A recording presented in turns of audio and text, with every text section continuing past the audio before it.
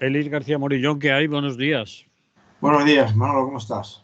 Pues hoy no te lo voy a explicar cómo estoy, así que Atareado, de complicado. aquella, de aquella manera, de aquella manera.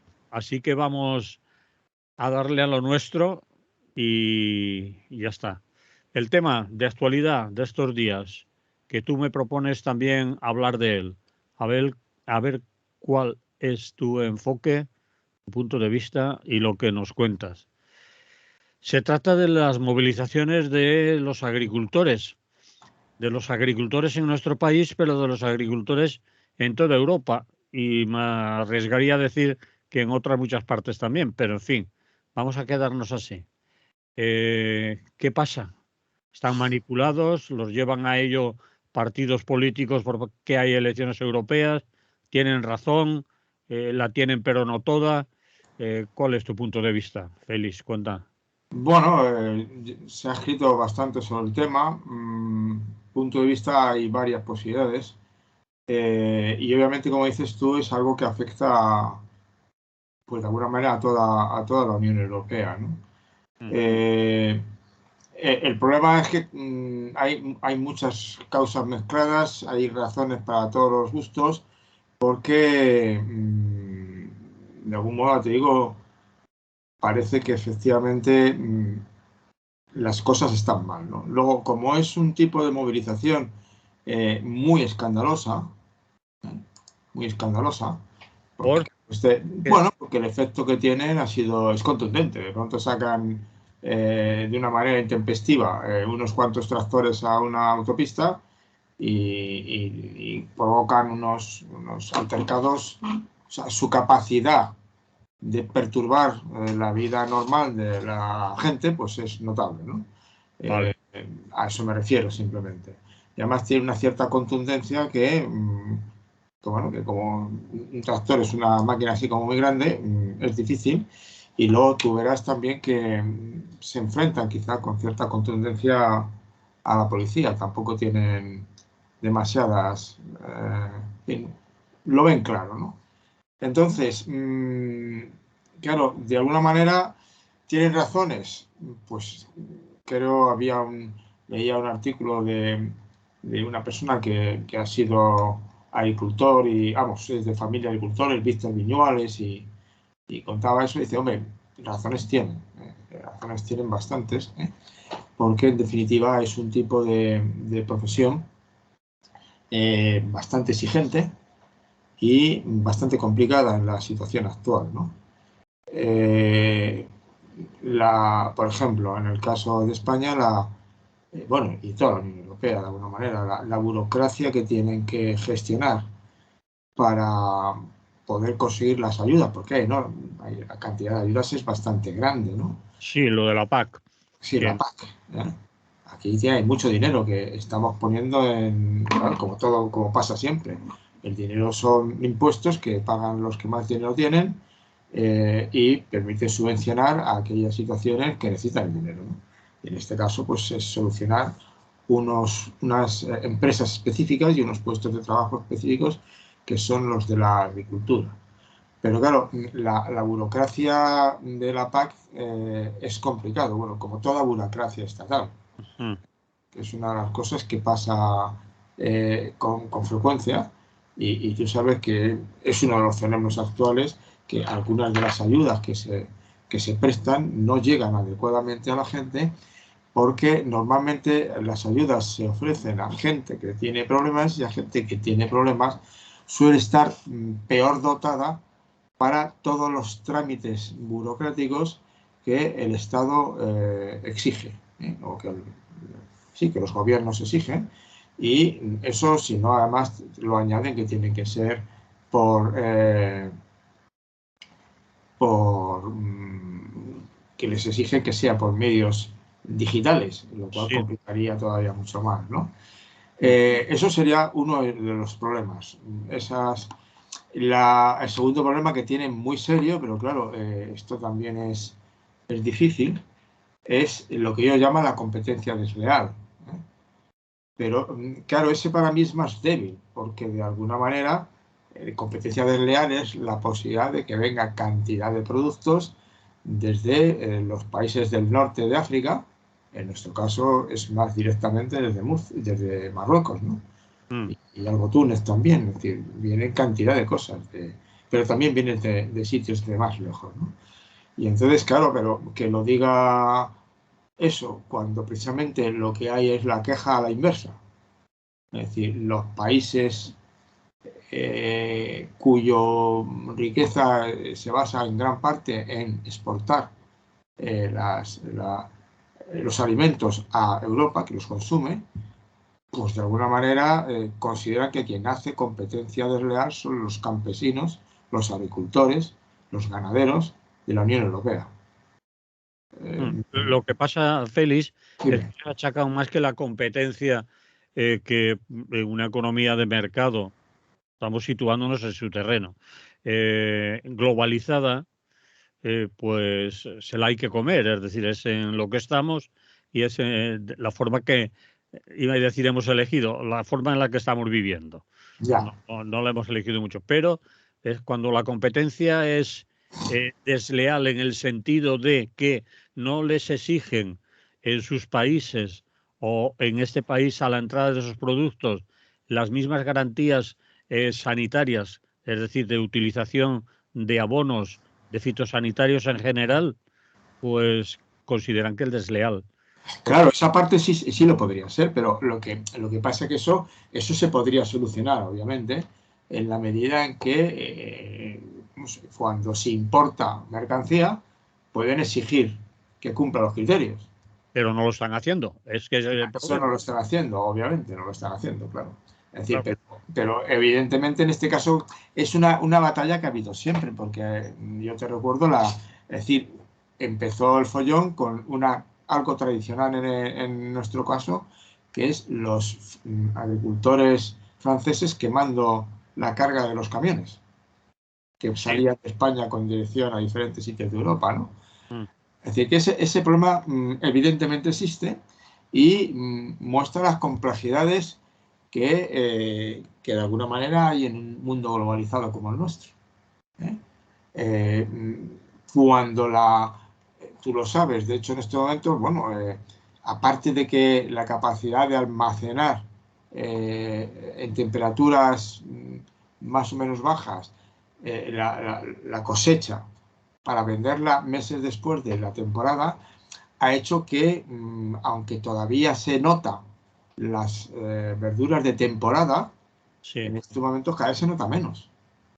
Porque tú te encuentras determinadas. Las fresas, por ejemplo, ya empiezan en enero, en diciembre. Sí, además los cultivos bajo invernadero, etcétera, etcétera. Y además no solo estamos hablando de productos del norte de África, estamos hablando de que aquí podemos comer ahora, en estas fechas, uvas, por ejemplo, que vienen de Perú. Evidentemente, eso por descontado. Entonces tú Imagínate. puedes exigir de alguna forma en tu frutero, preguntar, oiga, ¿de dónde viene esto? Y si viene de lejos, digo, yo esto no lo quiero, ¿no? Pero de eso se quejan, ¿no?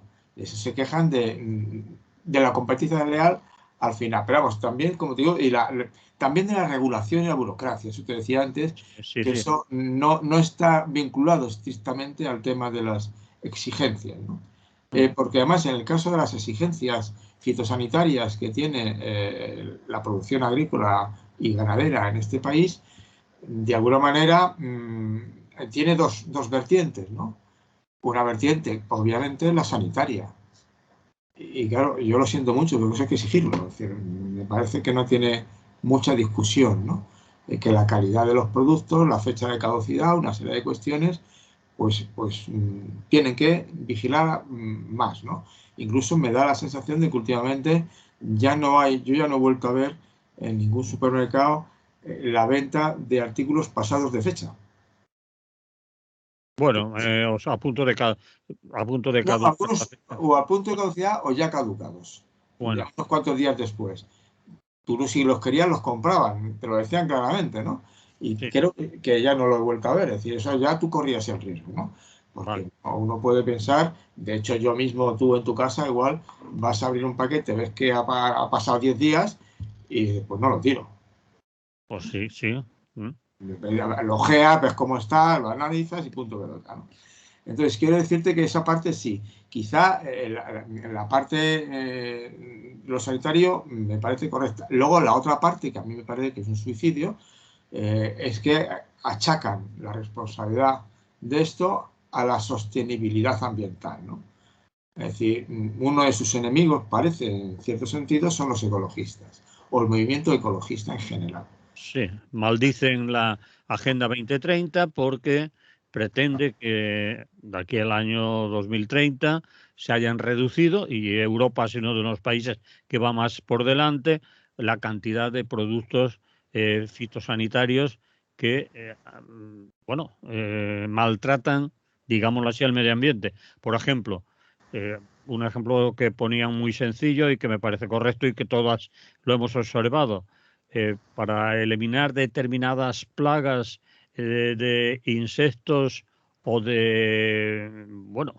sí, insectos, vamos a decirlo en general, de determinadas cosechas se utilizaban unos pesticidas que mataban a esos que eran los malos y todos los que había alrededor. El Y famoso tema de las abejas y la polinización, por eso, es decir, por ejemplo. están obligando a que ahora los productos insecticidas que se utilizan para determinadas plagas sean muy selectivos y que solo eliminen concretamente ese bicho que está haciendo daño, que no mate todo lo que hay alrededor. Lo cierto es que hemos observado, aparte del ejemplo que tú acabas de nombrar de las abejas, que ahora vas por la carretera, por ejemplo, con tu vehículo y antes tu parabrisas se ponía perdido de bichitos que matabas al ir circulando. Y ahora dices, ¿pero qué pasa? Ya no No quedan está, mosquitos, no, han no queda nada. desaparecido. Es decir, que se está acabando con la biodiversidad, aunque a algunos le parezca que los mosquitos, los insectos, las avispas y todos esos chismes que pican y molestan, pues si no están mejor, pero es lo correcto. Es decir, es una de las cosas que les molesta porque les obliga a gastar más dinero. Obviamente los productos son más caros y no pueden echar lo que quieran cuando quieran y Claro, matar todo lo que se mueve en el campo alrededor. claro. Y tienes luego también, bueno, otro de los problemas ecológicos, ¿no? Pongamos por caso, es cómo hemos crecido de pronto como país de horticultura de agua, de ser un país de secano, Sí, que era nuestra riqueza, ¿eh? sí, A ser un país de cultivos sin agua. Los dos ejemplos emblemáticos de lo que está ocurriendo es el del Mar Menor y el de Doñana, ¿no? sí. El destrozo que se ha hecho ahí es notable, ¿no? Si luego añades las complejidades, por ejemplo, no sé dónde leía yo, es decir, que eso se busca. El mercado actualmente de la alimentación es mundial. Eso significa, por ejemplo, que los catalanes, en Cataluña quiero decirte, en Cataluña, el melocotón, que era una de las frutas excelentes de Lérida y por ahí, ¿no? Y exportaba como locos, han decidido pasarse a la almendra, porque la almendra la venden a precios de Estados Unidos, tiene menor caducidad y saca mucho más dinero. Mm. Porque estamos además en una agricultura que hace tiempo, desgraciadamente, se pasó a la mercantilización absoluta, al valor de cambio por encima del valor de uso. Tú sabes que una cosa que existe en estos momentos es la de los mercados a futuros. Sí, Los mercados a futuros significa que un ganadero o un agricultor hace un contrato para vender en activo una cosecha que todavía no es, que va a ser la del año que viene. ¿Eh? o la de dentro de 5 años. Puede Sí, ser incluso. entonces con eso se negocia en la bolsa. Sí. Mm. ¿Eh? Y ese precio acordado será el que se haga la transacción cuando se entregue la cosecha del futuro. El agricultor tiene más garantía de los ingresos son distintos, son menos posiblemente, y en los mercados los precios son volátiles también, ¿no? Mm. Y entonces la gestión de los riesgos ya no es tan sencilla como parecía en principio. A eso me refiero. Entonces todo eso se complica notablemente. ¿Eh? Y eso es porque al final es un mercado que fundamentalmente se ha dejado absorber por literalmente el valor de cambio y no el valor de uso. Y han entrado en ello, pues antes ya estaban, ¿no? Pero de otra manera, pero ahora son ya el mundo financiero el que, bueno, lo tiene todo absolutamente controlado. Es decir, empresas o sociedades o grupos financieros que se dedican a comprar productos agrícolas o que están en ese mercado que antes no estaban. Igual que pueden estar dentro de 2 años en el de la construcción o dentro de 3 en el del turismo o otro año dedicarse a la siguiente cosa. Es decir, que lo financiero ha copado casi todo en el mercado en general. ¿Sí o no? Sí, evidentemente. Entonces, claro, al final es que seguimos, es decir, que se rige igualmente por todo el modelo del capitalismo actual, enormemente depredador, en que la capacidad de vender y poner por delante eso, el precio, el valor de cambio, Sí. complica mucho la vida a todo el mundo. Ahora está Entonces, todo, complicando, claro, está complicando, perdona que ahí no, no, quería meter, ahora está complicando, por ejemplo, la vida en los centros de las ciudades porque determinados grupos financieros se han interesado por el turismo y se están convirtiendo los centros históricos y muchas ciudades en lugares turísticos y desplazando a los vecinos, lo que llaman turistificación. Es decir, que la gente se tiene que ir de sus barrios porque han decidido invertir en ello, pues lo que llaman fondos buitres, por ejemplo, con que compran fincas, compran edificios, compran casi barrios para convertirlos en edificios turísticos. Es decir, se han metido en ese mundo ahora también. y luego, como tú bien sabes, al final, bueno, al final, en el medio, desde el principio también, como quieras, en estos momentos estamos en un periodo de fenómenos meteorológicos muy anómalos. Otra más, sí. Otra más. Es decir, esto podemos decir, podemos aceptar todos que es el famoso cambio climático que ya ha empezado a manifestarse con cierta violencia. Violencia en el sentido de que está haciendo más daño de lo que habitualmente hacía, ¿no? Estas sequías, inundaciones, estos granizos de pronto, es decir, es una situación que afecta también al mundo de la pesca, por ejemplo, que ya no son los agricultores, pero es otro mundo relacionado. Y entonces, obviamente, eso incrementa la incertidumbre, porque te puedes encontrar que la cosecha desaparece. Y obviamente en esta situación lo que se ve, lo que se está viendo con este ejemplo concreto es algo que para mí es evidente. Es decir, al final toda esta cuestión del antropoceno, de la crisis climática, al final es un problema de ético y político. No es un problema técnico ni es un problema de las cochestas. No, eso no es el problema. El problema es que distorsiona completamente y altera las condiciones de vida de la gente. Y eso significa que se puede interrumpir algo que todavía se mantiene, y es que desde hace décadas, pero muchas, desde la gran revolución y la segunda revolución industrial, ya desde el siglo XIX-XX, la mejora de las condiciones de vida de la población no ha hecho más que crecer.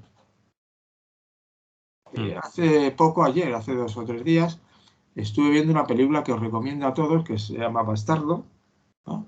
Y narra, no sé si es estrictamente histórica, pero corresponde a lo que sucedió, ¿no?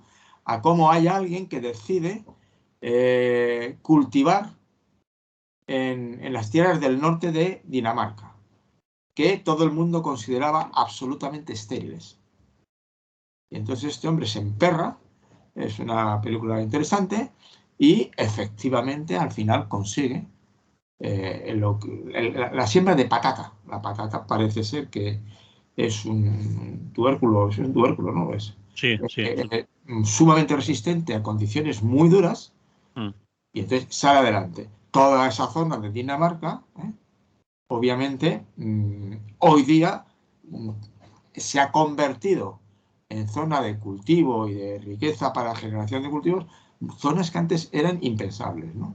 Y eso ha hecho que los cultivos produzcan más, se cultiven más zonas en todas partes, ¿eh?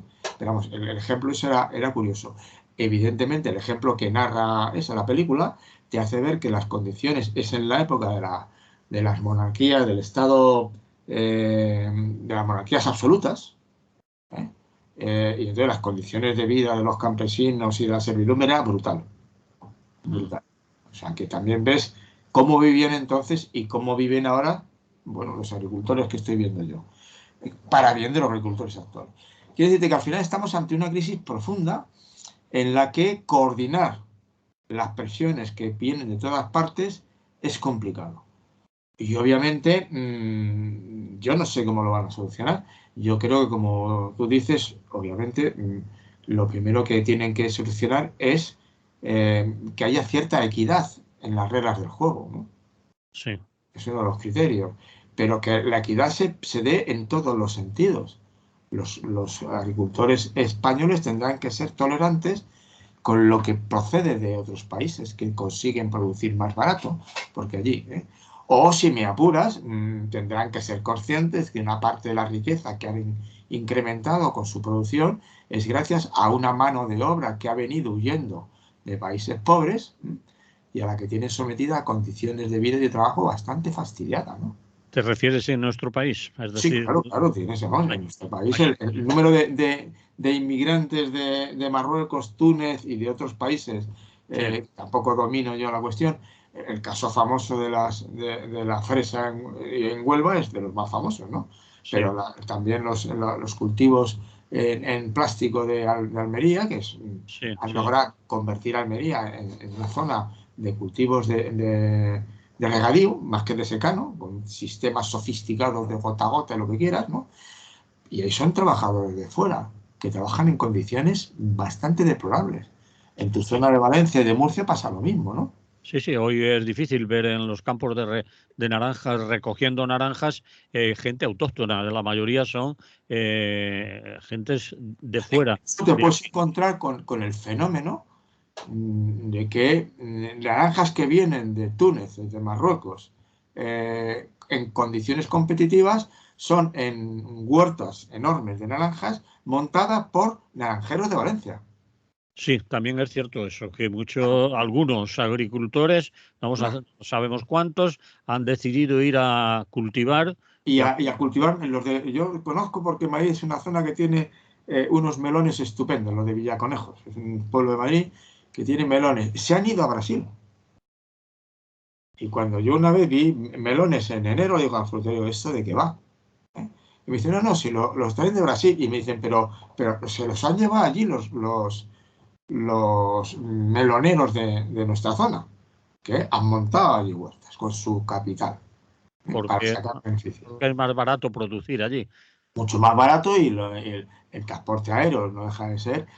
Y ya terminas de complicar la vida cuando al final en estos momentos, en gran parte de este país, la fruta, todo lo que produce del campo, lo que viene del campo, tiene entre los que lo producen y quienes lo compran, los consumimos, hay un último elemento que son las grandes superficies.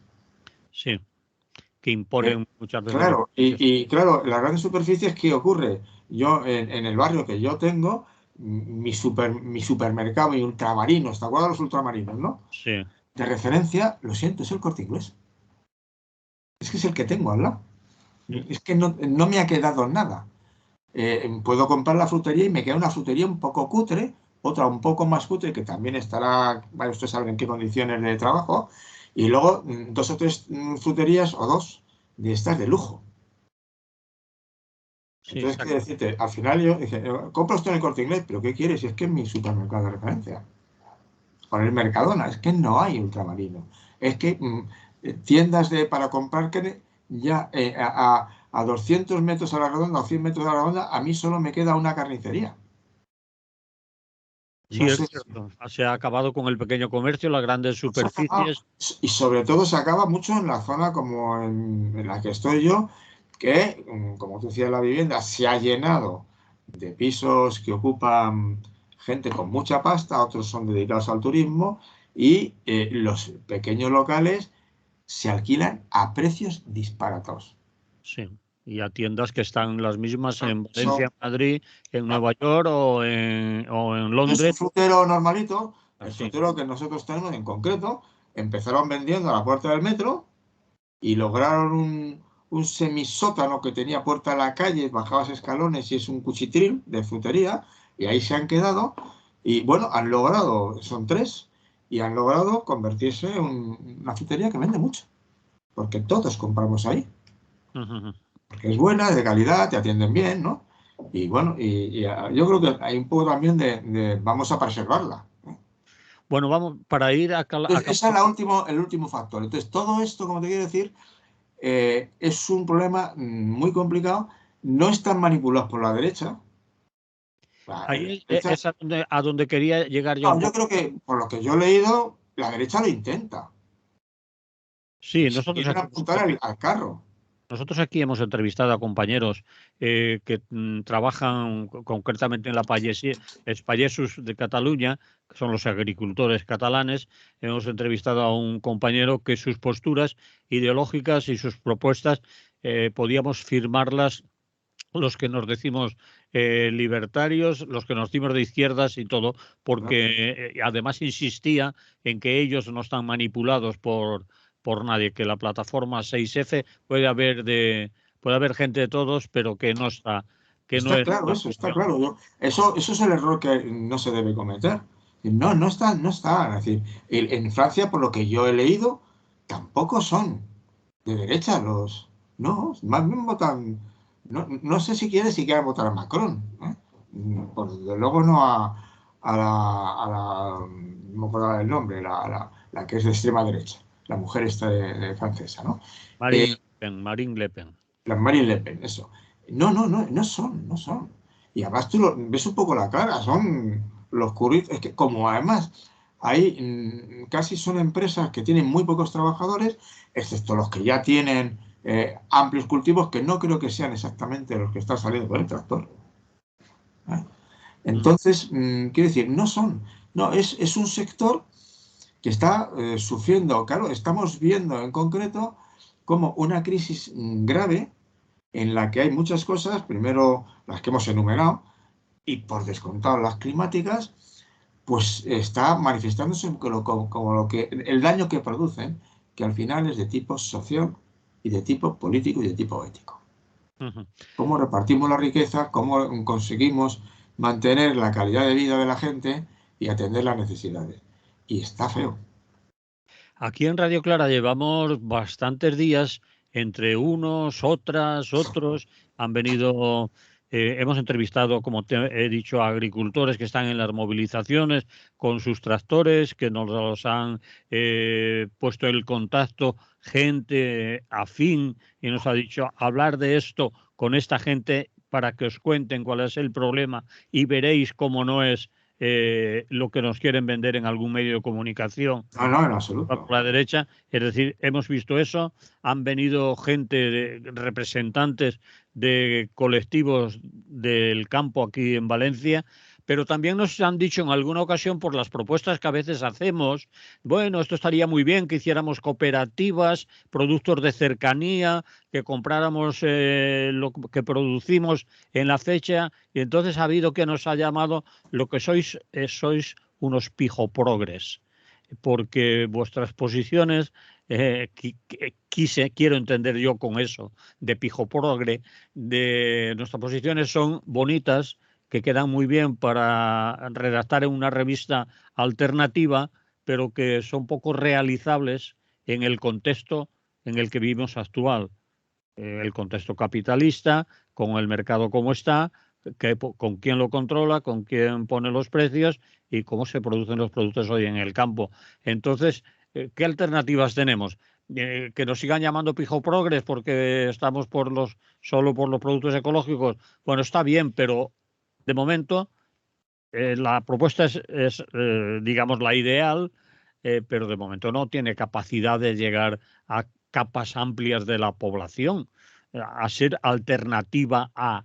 es decir, no podríamos ser nunca alternativa a los Mercadonas, a los Consum, a los Carrefour. Es decir, podríamos ser para una minoría de eso, de gente más o menos concienciada.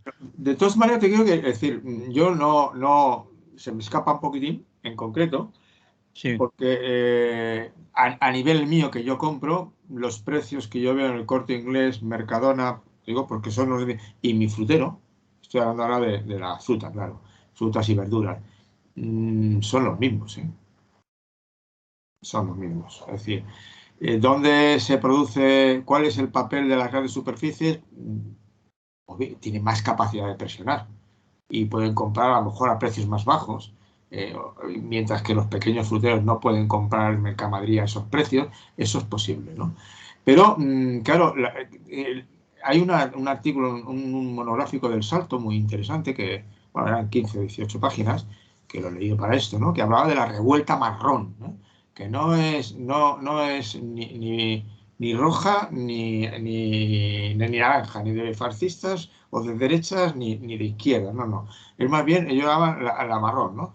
Es decir, es una revuelta marrón porque no tiene filiación de ese estilo, ¿no? Y lo que busca es quiénes son los culpables, a quién es la culpa, a los de Marruecos, al fanatismo de los climáticos, ¿no? A los culpables que están haciendo que yo no pueda echar pesticidas. Los pesticidas son a la burocracia estatal europea, que ahí son todos, viven muy bien, tienen pasta por un tubo para comprar lo que quieran, a la Agenda 2030.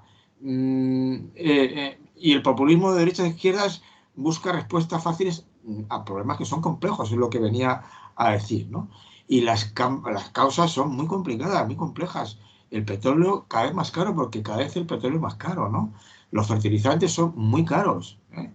Entre otras cosas porque, como decía, uno de los fertilizantes fundamentales es el nitrógeno, y el nitrógeno consume petróleo por un tubo, ¿eh? Todos los fitotóxicos, los que matan los bichitos, ¿no? Los tratados de libre comercio. Claro, una economía globalizada, el libre comercio te hace competir con gente que puede producir a unos precios increíbles, ¿no? Y además el transporte de materias primas a nivel mundial, eso se mantiene, los precios no han subido en exceso. Tú ya has visto esos barcos de 300 metros y los aviones de carga que también a la velocidad. Entonces, la situación es muy complicada, ¿eh? Es muy complicada, ¿eh? Algunos con cierta sorna, la guerra de Ucrania, por ejemplo, pues les ha venido en cierto sentido bien, como que te diga, ¿no? Porque evidentemente Ucrania es un país competidor en estas cuestiones, ¿no? Y luego están los oligopolios de las grandes distribuidoras y comercializadoras. Es que el follón es tremendo. Y la posibilidad de arreglarlo yo la veo complicada, hay que volcarse. Pero te recuerdo que el gobierno más progresista de la historia de España, el anterior, ¿no? Y que había un ministro comunista, el agente de consumo, consiguió pocas cosas, ¿eh? A gente que se consideran tratados casi como glebas feudales, ¿no? Es una situación complicada y yo ya digo, no son ni de izquierda ni de derechas, para mí simplemente muestran problemas serios que van a ir creciendo, ¿eh? Como los níscalos en otoño. Bueno, este año no ha habido casi níscalos, por cierto, en Madrid. Y en concreto, veremos cómo logran salir de ahí. ¿Cómo Muy bien. logramos salir de ahí todos? Pues lo vamos a dejar ahí, este tema, y vamos a poner un poco de música, porque es lo que hacemos últimamente en el programa para separar los temas, Muy bien. y volvemos enseguida. ¿De acuerdo? Con el siguiente tema que volvemos, compañero Félix, es que me quieres hablar de la izquierda y de lo mal que está y lo difícil que lo tienen. Y uno diría, bueno, siempre está ahí con lo mismo, pero es que la izquierda siempre está No, pero tan ahora hablo de otra cosa, es una cosa bastante curiosa. bien. Voy Pero, a intentar, tengo aquí claro a mano para decírtelo. Hay un grupo que ha publicado, un grupo anarquista que ha Left Renewal Net, en una página que es la renovación de la izquierda, por 3 personas, Gilley, Daniel Mann y Daniel Randall. Espera, explícamelo más despacio porque Hay en una página extranjera, una en página. inglés, sí, en inglés, una página, no me acuerdo el sitio, porque claro, ves la letra, es Renovación de la Izquierda, Left Renewal, net. Y entonces escriben 3 que son ingleses, o anglófonos, quiero decirte, y hacen una reflexión sobre los errores tradicionales de la izquierda y que en este momento se están reproduciendo. Y además, si quieres te paso para que se pueda poner el enlace, vamos, te lo pasé antes de ayer, me parece, o ayer, cuando fuera, ¿no? Porque lo que están pidiendo es que se discuta y se firme. Y de hecho nos llegó a la revista Redes Libertarias. Sí. Que sí. En la revista Redes Libertarias ha habido un cierto... Claro, te estoy hablando, yo me lo bajé, dije, yo es que no puedo opinar, esto me parece una cosa muy larga, pero luego me picó la curiosidad, ya al final no pude evitarlo, y me lo he bajado rápidamente para compartirlo con la gente. Lo he traducido en Word al inglés, ni me he preocupado en verificarlo, porque ya está, para seguirlo se sigue, ¿no?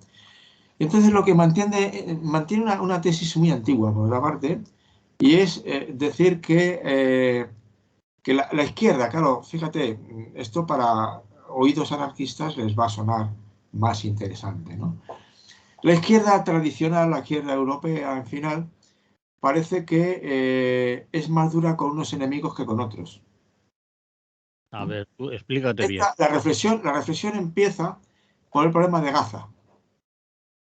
El castigo colectivo impuesto a los habitantes de Gaza por las fuerzas de intervención y por el aumento de la violencia de los colonos en Cisjordania y la represión por parte del Estado, y cómo Estados Unidos en Europa, en India, en otros lugares demonizan al activismo palestino, los palestinos. Entonces, la izquierda parece que se ve obligada a defender hasta el final a Hamas, en contra de Israel. Pero ¿a Hamas o a la población de Gaza? A Hamas. A Hamas. No solamente a la población de Gaza. Sino a Hamas como grupo. Sí, a Hamas como grupo, a esa izquierda, Sí. ¿no? No solamente a la población de Gaza, no, va un poco más allá. Y entonces lo que hacen es condenar brutalmente, lo que mantiene el manifiesto. Yo llamo la atención porque está publicado en ese contexto y nos recuerda a cosas que todos sabemos, ¿no? Es decir, es lo que viene a decir, y vienen demasiados izquierdistas han defendido e incluso celebrado la masacre del 7 de octubre perpetrada por Hamas y la yihad islámica en el sur de Israel. Dicen ellos, citan sitios para contrastar la información y tal, pero en el fondo recoge una cosa que era muy antigua, por otra parte. ¿Te acuerdas los intelectuales franceses de izquierda defendiendo a Stalin, no? Sí, señor. ¿Te acuerdas, verdad? Sí, sí. Y las izquierdas españolas defendiendo a la Rusia comunista. Sí, señor. Mientras que todos los anarquistas decían, ¿de qué vais? Bueno, les bastó el informe de mi estancia en la URSS de Pestaña para ir y decir, esto no tiene nada que ver con nosotros, no tiene nada que ver con nosotros, no se líen ustedes, por favor. Y dice, al final la izquierda se despista un pelín en estas cuestiones y entonces no, con sus posiciones y sus críticas al Estado de Israel, está dando munición al antisemitismo y no solamente al antisionismo, sino al antisemitismo. Y sí, sería aquello de viejos, ¿no sería aquello de que el enemigo de mi enemigo es mi amigo? Yo no sé, pero a mí me recuerda mucho, comentándolo con los de Redes Libertarias, que los he explicado ya después de esto, yo digo, oye, que ya me lo he leído, y evidentemente yo no creo que lo firme, porque me parece largo, un poco farragoso, pero hay una tesis de fondo que yo comparto. Y sí que es cierto lo del doble láser. Yo recuerdo haber discutido incluso con compañeros de la CGT, te estoy hablando de los años finales de los 70 y principios de los 80, digamos bueno, fundamentalmente sí, del 77 al 84, tal, por el 85. Gente que era muy tolerante con lo que hacía la ETA. Sí. Y yo le decía, pero ¿de qué vais? Si eso es una organización totalitaria, violenta, que no tiene nada que ver con nosotros. Y además emplean la violencia de una manera, en la peor manera de la propaganda por nación en su día, ¿de acuerdo? Acuérdate de las bombas del Hipercor, acuérdate de las bombas de la Casa Cuartel de Zaragoza, ¿no? Y Sí. pero ¿de qué me habláis? Esto, ETA no es de izquierdas. ETA es una organización armada de inspiración más bien marxista y por lo tanto es un semillero dictatorial. Entonces, nunca defienda. Yo recuerdo que algunas personas conocidas de País Vasco anarquistas, en concreto el que fue secretario general, y en Olaizola y Chema Berro, coincidían conmigo. Dicen, no, esta gente no puede ser, no puede ser. Están haciendo algo que no debemos defender nosotros. Entonces, no te líes nunca. Los enemigos de los amigos de mis enemigos, los enemigos de mis enemigos no son mis amigos, son enemigos de mis enemigos. Sí, Igual, enemigos por causas profundamente diferentes, ¿no? Y entonces, que lo que está ocurriendo en Gaza es una barbaridad, yo creo que eso no cabe la menor duda. Obviamente, cuando intervienes, no se te olvide que en las redes sociales todo lo que se dice termina siendo utilizado por todo el mundo. Y jamás, no es simplemente una expresión abstracta de resistencia a Israel. Jamás es una organización que quiere la destrucción absoluta del Estado de Israel. ¿De acuerdo? Entonces, hay que tener mucho cuidado de cuando tú hablas de estas cosas, que dejas muy claro que estás hablando. Y evidentemente, puedes entrar en la... Y claro, te dejas caer en la trampa de que si te metes con Hamas, estás practicando un racismo contra los musulmanes de piel oscura. No, mire usted que no tiene que ver, ¿verdad? Pero ha pasado lo mismo en Siria, grupos y en Irán y otros sitios. Oiga, que allí hay grupos de izquierdas, aparentemente de izquierdas musulmanes, que son absolutamente condenables por gente de izquierdas como yo, y más si eres anarquista como yo. Los de Rojava están siendo machacados no solamente por el rey de Siria, ¿no? Sino por más gente, los kurdos. Sí. A eso me refiero, es decir, y entonces el manifiesto insiste en que es cuestión de que lo reflexionemos todos, ¿no? Que cuidado, es decir, evidentemente te podría decir, claro que es discutible que Israel sea el único Estado democrático de la zona. Eso sabes que yo siempre sostengo que no es exactamente así. Y claro que el sufrimiento palestino es muy potente, pero en esto, como en muchas cosas, al final, lo que uno tiene claro es el que ha pegado el último, no sabe quién pegó primero. Y en estos momentos, claro, el último que está pegando es Israel, y los asesinatos en las colonias de los colonos de la gente de palestinos de Cisjordania es una vergüenza absoluta. Eso hay que seguir condenándolo. Pero hay que tener cuidado con lo que se hace, porque digo que al final en la izquierda puede parecer que es lo que critica el artículo. Yo te digo que yo no voy a afirmarlo porque no veo claro, de todas maneras, en la exposición, que es un poco farragosa,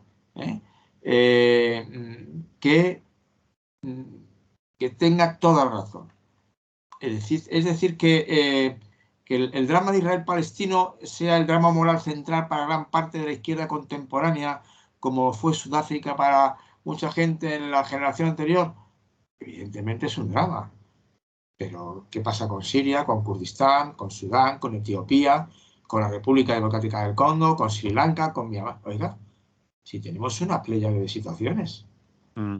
Ahí está Sudán, que está cerca geográficamente, y Claro. tenemos unas barbaridades. O lo de Yemen, o lo de Yemen. Vale, sí, lo de Yemen. Claro que coinciden. Y entonces dicen, bueno, Sudán es que no es ni un Estado en estos momentos. No es ya un Estado fallido. Y conozco a alguien que está allí de responsable de la ONU y dice, no, es que ahí no hay nada. No hay Estado, no hay Estado. Y además todo el dinero que tienen de petróleo, que es un montón, ya está hipotecado los 8 años que quedan. Porque el gobierno se lo está gastando en armamento para matar a los enemigos internos, ¿no? Es decir, eso ni siquiera es un Estado. La izquierda, bueno, evidentemente lo de Palestina es un caso grave. Y yo que obviamente sigo pensando que de alguna manera hace falta reconocerle como Estado y lograr. Yo soy de los que opina que tendría que ser un único Estado no confesional en que convivieran todos. Lo que pasa es que tú calculas. Eso sí que es, bueno, pero mejor apuntar a las estrellas que quedarte mirando al barro del suelo, ¿no? Entonces, pide mucho a ver lo que consigues. Entonces, sí que criticaba esto, que bueno, que les quiera que tenga cuidado, porque algunas de las críticas que se están haciendo en ese manejo y con colonialismo de asentamientos se convierten en herramientas de análisis que se pueden aplicar no solamente al sionismo, sino a más gente, ¿no? Y historia de desplazamientos, imperialismos, les hay a montones. Sí, señor. Entonces hay que tener cuidado de dar una prioridad y de alimentar, porque obviamente se puede terminar alimentando a la propaganda de extrema derecha, que es brutalmente antisionista. Brutalmente antisionista. A eso se refería, yo os paso el enlace, vamos, que la gente lo... Me pareció curioso, tío, yo no lo firmaría, pero invita a firmarlo y a que se comente. Pero son 15 páginas en español, en castellano, 15 páginas normales de un artículo. Vale, si tenemos el enlace, que dices que ya lo tenemos, lo Yo te mando publicaremos. el artículo y en el artículo, al principio del todo, que es lo que suelo hacer cuando me bajo un artículo, está el enlace. Vale, pues lo colocaremos en el club de oyentes Y de hay Radio muchos más Clara. enlaces, hay muchos más enlaces porque es un artículo lleno de enlaces. Yo, como piden que se difunda, puedes difundir el artículo entero si quieres, o el sitio entero para que el que lo quiera leer, que lo lea, porque hay muchos enlaces. Pero vamos, a mí sí me hace, porque vuelvo a repetirte, yo ya he tenido la experiencia de la izquierda defendiendo cosas porque eran enemigos de mi enemigo Franco y la dictadura, ya son mis amigos, no, que ya. Sí, ETA nunca fueron mis amigos, por lo bueno, menos los míos. hemos puesto ese ejemplo, pero tenemos otros aún más recientes, es decir, que la izquierda ha utilizado mucho eso, es decir, si es enemigo de mi enemigo, ese yo soy su amigo, y poco más. A veces tenemos 2 dedos, a veces 3, Sí. y nos falta reflexionar. Ahora, me dices que son 15 páginas, pues lo pasamos, y el que quiera que lea, porque a veces en la radio la gente No, claro, eso puede no. malentender cosas y decir, pero ¿qué estáis diciendo? Es decir, estamos... No, yo comento que se ha publicado en un sitio más bien filoanarquista y que está invitando a la izquierda a que lo vea, discuta y se lo piense. Muy bien, Félix, pues aquí terminamos porque se nos ha acabado el tiempo, que ahora nos han reducido esto, a la vez que el sueldo, ya no lo notarás este Sí. mes, nos han bajado el sueldo Sí, y claro, cobraré menos, vale. tenemos menos tiempo. Muy bien.